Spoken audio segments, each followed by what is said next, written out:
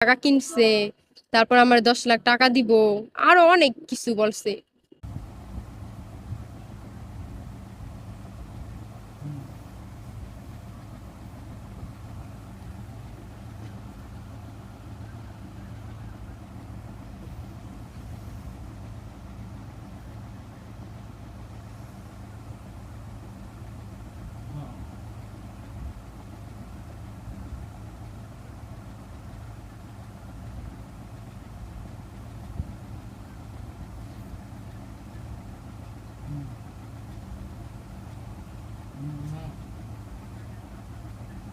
না ধান কাটতেছে, ক্ষেত কাটতেছে, শুক্রবার ক্ষেত কাটতেছে আমরা।